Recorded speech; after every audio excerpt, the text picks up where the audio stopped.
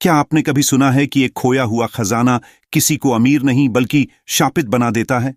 यह कहानी है एक गुप्तकालीन महल के खजाने और उस खजाने से जुड़े श्राप की, जिसे ढूंढने के बाद न केवल एक समृद्ध साम्राज्य बल्कि कई पीढ़ियों तक एक परिवार की किस्मत भी बदल गई।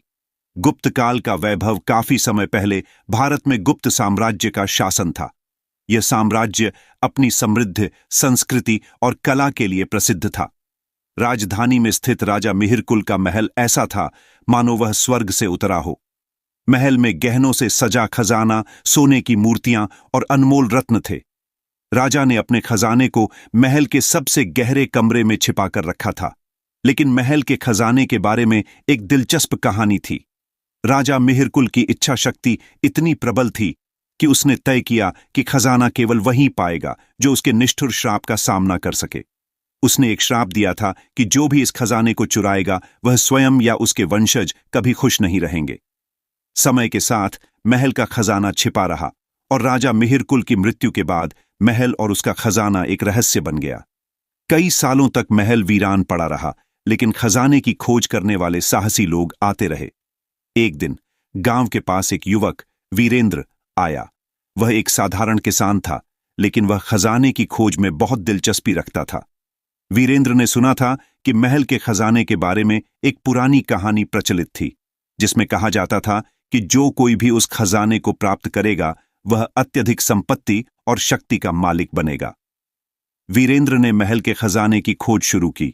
वह रात रात भर महल के दीवारों के भीतर गुप्त रास्तों को खंगालता रहा। कई महीनों की मेहनत के बाद एक दिन उसने महल के अंदर एक गुप्त कक्ष पाया, जिसमें विशाल खजाना भरा हुआ था। उसकी आंखों में चमक आ गई। उसने सोने, चांदी और रत्नों से भरी हुई बोरियां भर लीं और महल से बाहर निकलने की योजना बनाई। लेकिन जैसे ही वीरेंद्र ने खजाना उठाया, महल की दीवारों से एक भयंकर गर्जना गूंजने लगी। उसका दिल धक धक करने लगा और उसकी आंखों के सामने अंधेरा छा गया। उसे लगा जैसे उसके शरीर को किसी ने जकड़ लिया हो। उसने खजाने को छोड़ने की कोशिश की, लेकिन अब यह बहुत देर हो चुकी थी। महल के अंदर एक आवाज गूंज उठी, तुमने मेरे श्राप का उल्लंघन किया है। अब तुम्हें और तुम्हारे वंशजों को कभी सुख शांति नहीं मिलेगी। वीरेंद्र ने खजाना छोड़ दिया, लेकिन उसके साथ अब कुछ और था। वह गांव वापस लौटा, लेकिन अब उसकी किस्मत ने उसका साथ छोड़ दिया था। कुछ ही दिनों में उसके खेत बर्बाद हो गए, उसका परिवार बीमारियों से पीड़ित हो गया और उसकी मेहनत का कोई फल नहीं मिल रहा था। वीरेंद्र समझ नहीं पाया कि क्या हो रहा है। उसी समय एक वृद्ध बाबा जो गांव में घूमते रहते थे, वीरेंद्र के पास आए। उन्होंने कहा, तुमने गुप्तकाल के खजाने को चुराया था। तुम्हारे साथ और तुम्हारे वंशजों के साथ जो भी होगा वह उसी श्राप का परिणाम है।